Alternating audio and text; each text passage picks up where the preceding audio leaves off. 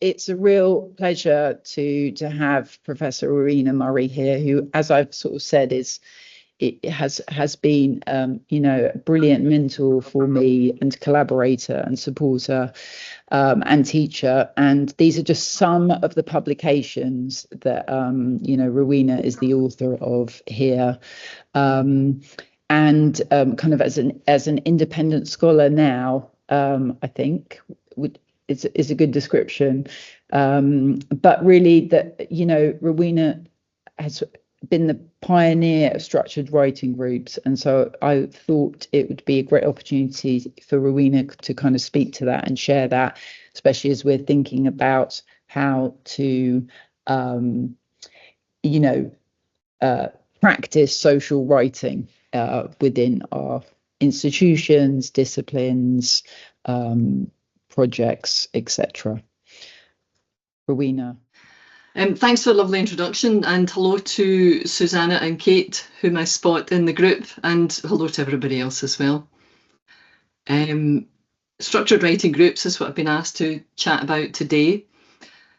I'm conscious it's probably a mixture of people in the audience, so I'm going to make it quite specific, and there's a couple of questions in the Padlet that I think I can say, look, here's some details on how to do stuff, just a little bit in that. But, and I'm going to talk about, I've worked with Glasgow School of Arts, and obviously I've worked with Emma over a number of years. So I'm going to talk about a couple of projects I've been working on that try and make visible and verbalize and visualize writing. So I'm giving you this email address. I'm currently a visiting senior research fellow at Leeds University for a few years, but I'm using this one for today's session in my independent capacity. And I've got a new website, professorrowenamurray.com, and there's lots of information there about the books and stuff I do. Professor Rowena Murray, I don't know how we came to this, but it's got sorrow in the middle. It's tragic, isn't it? See that sorrow in the middle? Hopefully it's not going to be sorrowful. It's all structured and social. In one of the interviews we did with academics, I've done many studies on academic writing with academic students and researchers and professionals and so on. And this was what one person said in terms of defining writing. Writing requires me to bring all my attention and energy to bear on the tasks that it involves. And here are the tasks: thinking, formulating, experimenting, drafting, reflecting, reading, synthesizing, generating ideas, pulling together a lot of information, drawing out key themes, articulating complex ideas, adopting positions, generating explanations, reaching conclusions, etc. There are more. So writing is complex and has many different activities. Therefore, we should have a process that not only allows, space and time for these different activities. And I guess writing is overwhelming if we don't really define it, if it's all of these things at the one time. So whenever we sit down to do some writing, be it social or solitary, what are we doing? Which one of these tasks? And you can probably think of other tasks that writing means. I mean, some people come to write and retreat and they're transcribing their interviews, which is essential. It's not, you might say that's not writing, but it's an essential task as part of their writing practice. They're not going to write about it until they've done the transcribing and the analysing. So of course it's okay to transcribe and do other research tasks at a writing retreat. So when we sit down to do some writing, whether it's solitary or social, what are we doing? Let's define it a bit more, because it is complex, clearly, like other making processes are complex. So we need to out these steps. And as we're sitting writing as individuals, what are we doing would maybe be a helpful first step. Define the task and talk about it. I think I'm actually here drafting, but actually I'm still thinking about, thinking about and drafting. They can sometimes work beautifully together, but sometimes they don't. So talking about it can maybe help with that definition, but it's also about deciding. I was already about to start doing two things there, thinking about and drafting. Should I maybe do the one or the other for 10 minutes and then 50 minutes, thinking about the actual time I'm using. And thinking about numbers of minutes, we'll talk about writing goals, as Emma has said. That's doing the intellectual work. It's not just arithmetic, like I'm going to write for 90 minutes, I'm going to write 300 words. Yeah, that's what a writing goal is. But it's not just Lego writing, you know, it is actually, it's not simplifying, it's deciding, and that, you know, what are the 300 words you're going to write? Define that a wee bit more. So key ideas about group writing, doing this in a group, is we're talking about these practices and these decisions. We're considering options, like, what did I say, they're thinking and drafting, for example, as options for a writing moment, task. And I recognise that writing is assigned by people for us to do in many instances, and they impose many requirements, but the actual production of text, we have to make a lot of decisions as individual writers, be that undergraduates, postgraduates, emerging academics, early careers, myself included. We have to make a set of decisions. So considering options and deciding about content and style and emphasis and 300 words versus 1300 words, you know, that's because that's for the reason, and that's longer, and it's got 3 sections, you know, making those kinds of structural decisions and talking about them.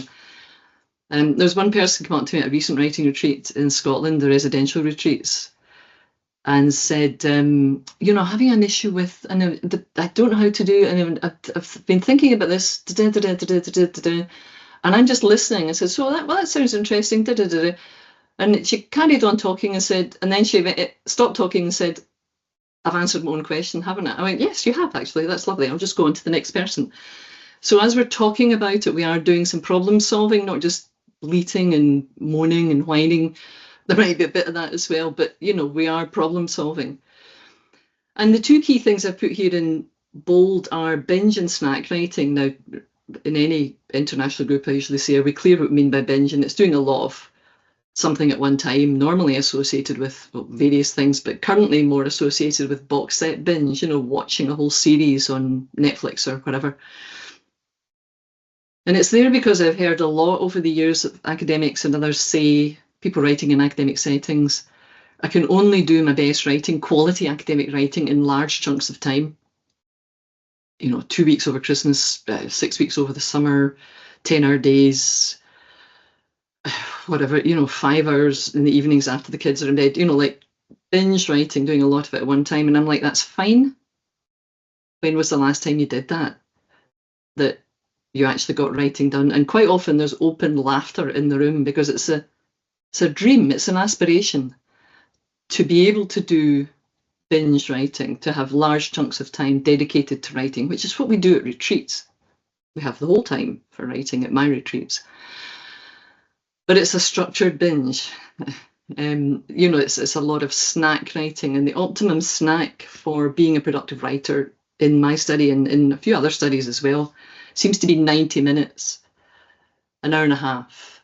Somebody thought I was saying 19, which also is a snack writing. If you've got 19 minutes, you can still do something, but you need to define the task that is doable in 19 minutes. But the optimum seems to be 90. An hour and a half is long enough to get something done, like the 300 words. But it's not so long that it's impossible to shoehorn into the rest of your life or work or study. And because it's a behaviour change, I'm going to write for 90 minutes. I'll start the clock and I'll stop after 90. That's a behaviour change. And behaviour change, we know from the vast literature that we've drawn on from the health professions over the past 30 years, a lot of literature on behaviour change, you know, helping people make massive changes in their lives, like stop smoking. It's hugely difficult.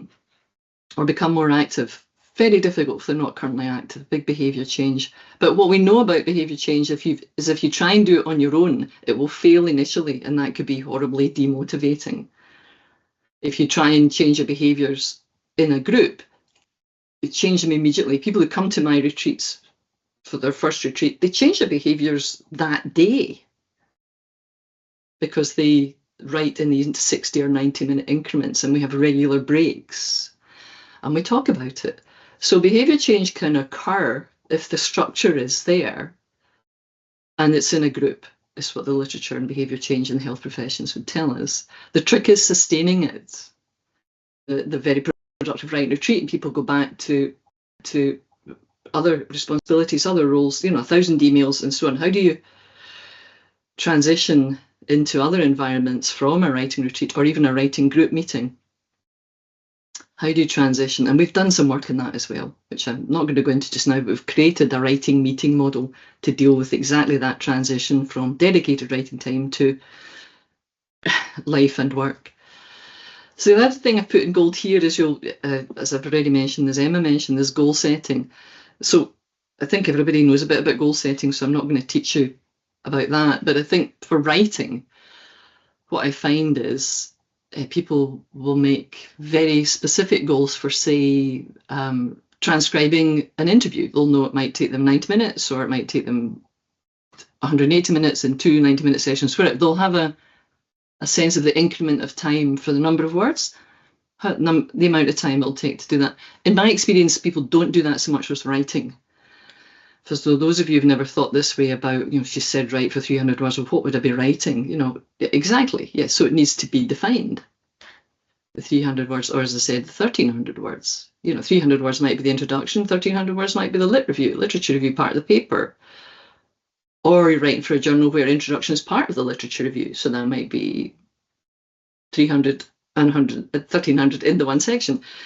And that's taking a bit of a steer from your audience, from the target journal, for example. So goal setting is about numbers of minutes, numbers of words, the verb, the purpose of the task I already mentioned. When you're sitting down to do some writing, what are you doing? In a group or solitary? And talk about it. What is it you're going to be doing in the writing group meeting? So define the task is a verb. And that might be, what did I say? Think about using maybe free writing for 10 minutes and drafting. I need a wee outline in order to make other decisions about what the 300 words contains, what it's about. So the purpose of the text is another verb. Purpose of the task, define. Purpose of the text. So that might be the introduction section might describe the context that is problematic in some way that was the rationale for this research. In 300 words, I might make 3 points, 3 paragraphs, 2 paragraphs. I'm beginning to decide already what I'm going to write. So the business of deciding on specific numbers of minutes, numbers of words, the verb, the purpose of the task, and the purpose of the text. So you can already start doing that. And that's much easier to do in a group, particularly if it's a behaviour change, if you've not worked that way before.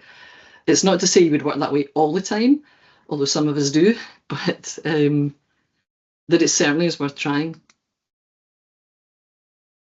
Other ways of defining the task.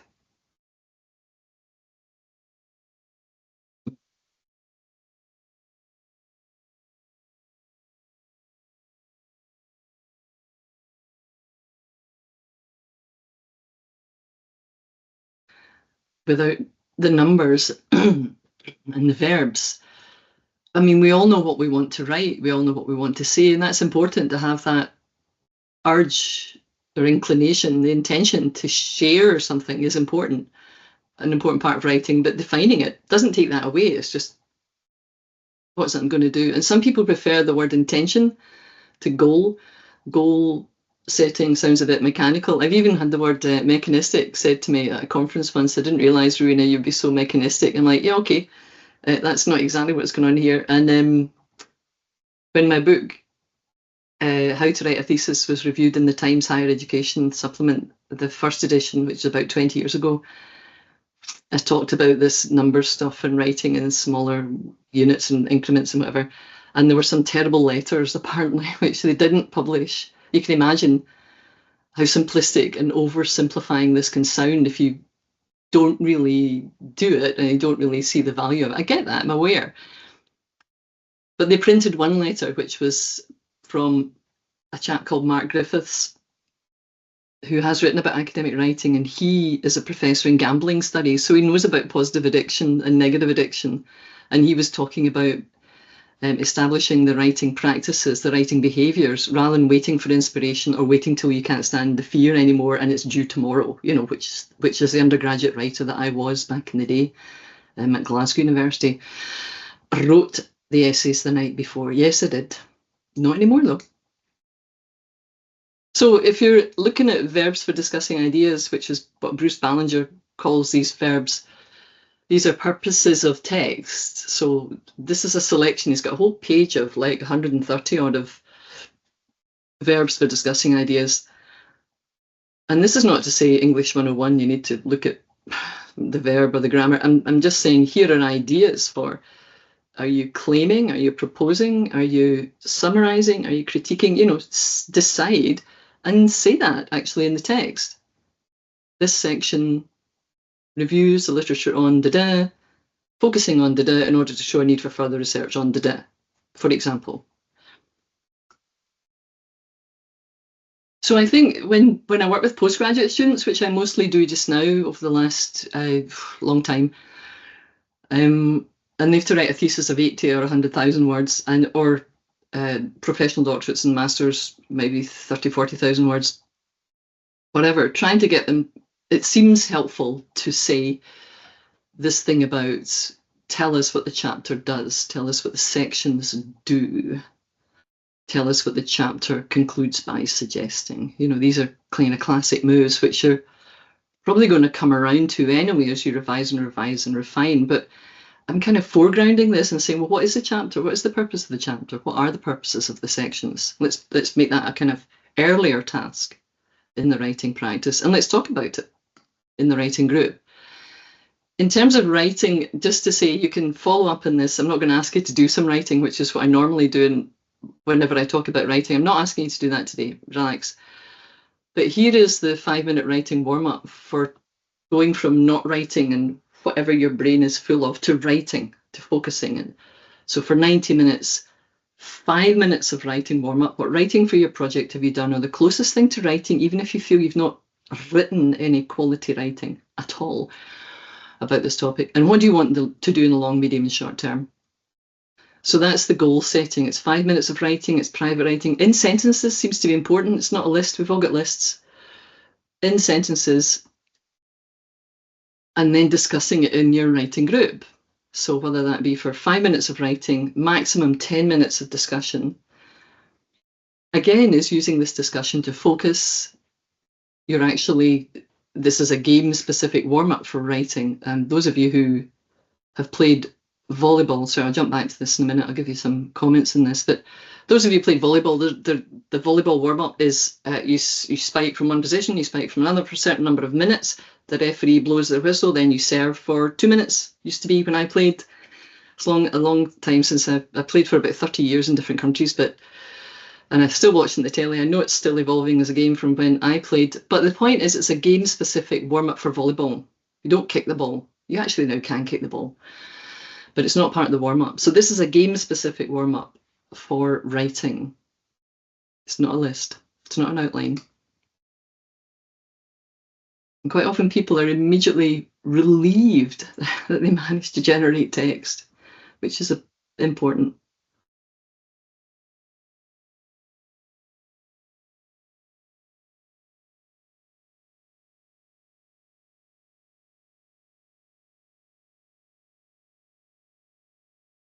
Last line, the limit of the time really helped to focus on the objective of the task. That's it, isn't it? Set a time limit. If you start writing for, I said 5 minutes, if you start writing for 15, 20, 25, that's a different thing. That's not, you might say, oh, but I started writing as I went. Yeah, but we're putting the warm-up as a separate thing. You might not produce text for the essay or the report or the thesis or the dissertation. That's not its purpose. Remember the purpose of the task? The purpose of the task is to focus on what you're going to do. It's not to produce the text, although it is actually a writing practice. Sorry, did I jump over? Yeah, so it's transitioning into writing rather than just saying sitting down and I'm like, better check my email. It's transitioning into the act of writing. It's a game-specific warm-up for writing. If you find the discussion after the warm-up useful, then that should be part of your writing practice too. And you can easily do that if you're in a writing group. Even a group of 2 or 3 or 4 people can talk about your goals for that session. So I'm proposing that you use that warm-up, exactly that wording. I've changed it over the years, and this seems to be the best wording. It actually works. Use it. Try it and see at the start of every writing session and talk about that as well as talk about what you want to write, but make sure you talk about what you want to write as well. And people say, oh yeah, you know, I wrote it, but I write the same thing every time because the long-term goal is the same. And I'm like, well, that's good. If the long-term goal remains the same, good. Remember, the purpose of the task is not to generate new text. It's to think about your goals and to remind yourself about the long-term goal, the medium-term goal, and the short-term goal is always different. What you're going to do in the next 90 minutes is always different. Outlining, if I can make a quick point here, and this is also for talking about in writing groups. I'm really just saying, I think everybody has an outline on the left-hand side. There's a kind of outline of a thesis. I often see outlines of sections, but I don't always see, when I see what people are writing, I don't often see the word limits. I don't always see the word limits. I sometimes see them for each chapter. So that's interesting. That's about not setting a limit and not thinking about the scale and scope. And then push it to level 2. 3,000 words is that 3 units of 1,000 words each, and you're probably thinking, no, they're probably not all the same. Exactly. Well, why might one be 250 words and one might be 1,200 words? What would be the reason for that? And then pushing it to level 3, thinking about what is it I want to say here. And somebody in a recent thesis writing course I ran at Leeds said, I don't like this because it makes it seem like it just writes itself almost. And I'm like, no, this is a device for deciding what you're going to do in the introduction, what you're going to do in the 3 or however many sections, and what you're going to do in the subsections or within that section will break down into parts. So it's about thinking and talking about the thinking. It's not just about a mechanical process. It's still not about that. Morag Thau and I did a workshop, created a workshop in dissertation writing, and I know from my work with Glasgow School of Art and other places, and Emma mentioned this, the transition from making to writing, it can seem like a totally different art, really. And what we did was we created, and Morag has just re-emphasised that she talks through, this is on a blackboard, this is very old school, but she said what I really wanted to get the students to realise was it's not a linear process, that, they start with literature review and then they have to write, and then they have, so it's going backwards and forwards. So it's not only iterative, it's also non-linear. And they also so that took about half an hour to talk through the model, and then half an hour they looked at completed dissertations. So when I said, I know some people at Strathclyde Business School run dissertation days where they do a bit of writing. So they do maybe the 90 minutes, they do the chatting about it, they do the goal setting, but they also look at this kind of thing as well. So you can combine this, a dissertation writing day. But Morag's session, this session took an hour. So that'd be one way of answering students' questions about the dissertation, and not having to answer them individually with all of your dissertation students as well is a nice message for the supervisors or tutors of dissertation writers. If you want further argument, the beauty of outlines is a lovely little paper, 60, 10, 30.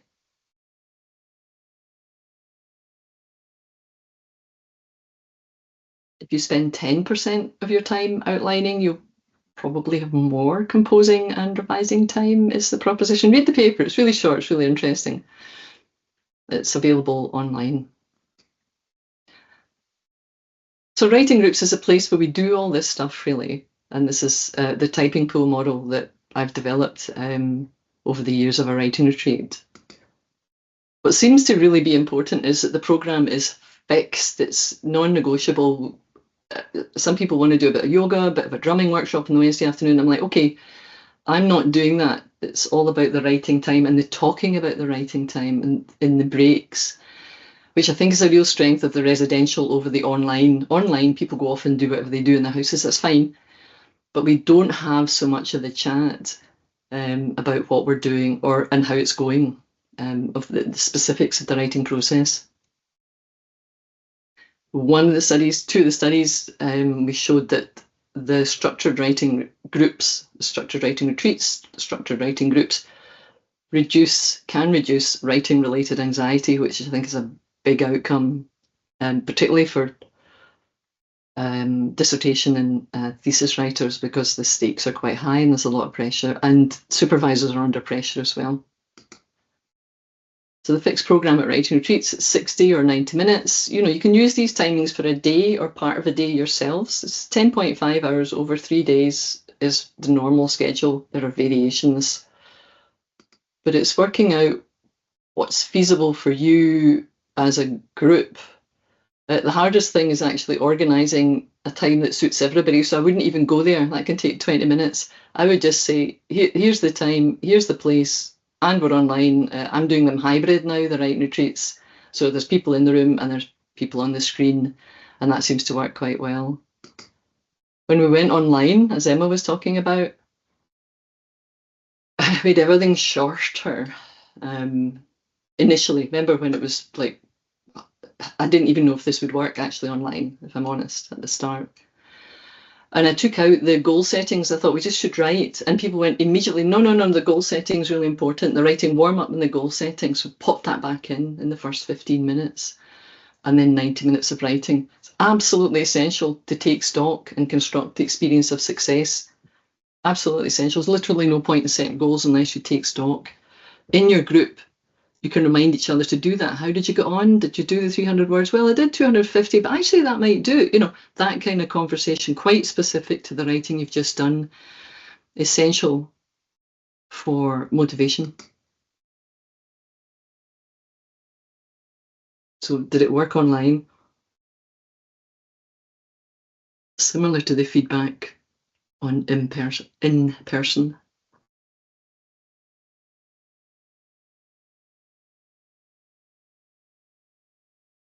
Collective commitment. These people are quite experienced writers and experienced writing group participants, finding very similar outcomes with the online setup.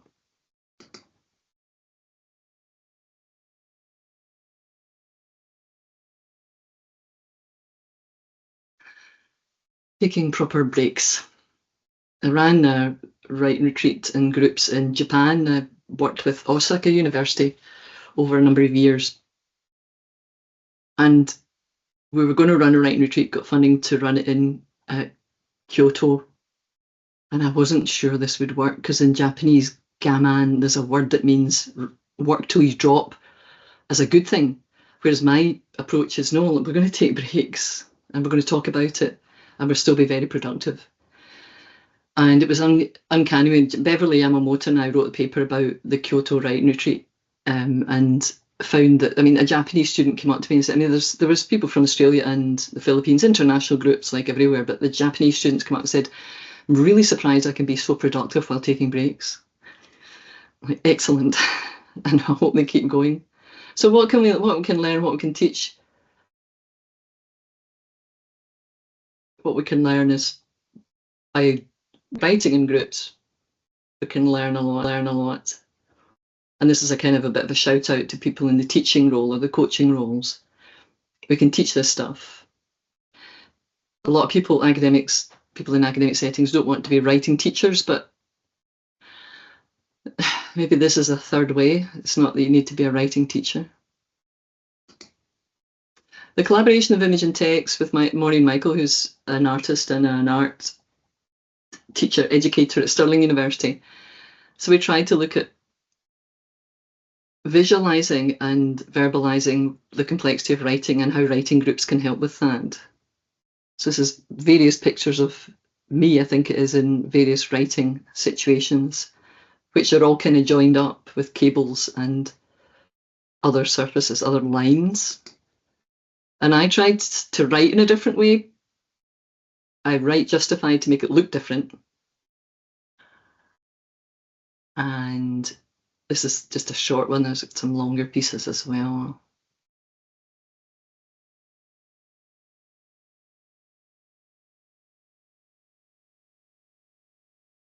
Strongly recommend Mewburn and Clues, Be Visible or Vanish, the book Be Visible or Vanish. Engage, influence, and ensure your research has impact. It's about different ways of writing. It's not all about being a researcher forever. It's like, well, we need to communicate with different people in order to disseminate and influence and engage people. Be visible or vanish, making it visible.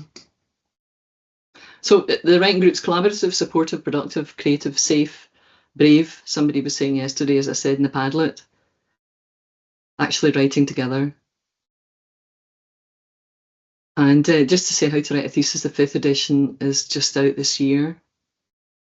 So revealing the writing process is chock full. This book is, as many of my books are, chock full of writing activities. How to do it, how to keep going, to some extent how to embed it in your practice. The institutional embedding is as Emma has said, another story. But talking about the making of writing is the key message. It's as much about talking as is about the writing. I got these badges made. A friend of mine at Writing Retreat was at a conference, and somebody said to her, "Oh, you're too pretty to be a scientist." Literally, this was said to her. So she went off and made badges, got badges made with scientist, and wore them and sold them. And I said, "Could you make me one with writer?" So I do actually have these badges. If anybody wants a writer badge, let me know. References. Yeah, the Thou and Murray paper about facilitating student writing, doing project supervision in Physiotherapy Journal is the reference for that. I think that would be time to pause. Thank you for listening.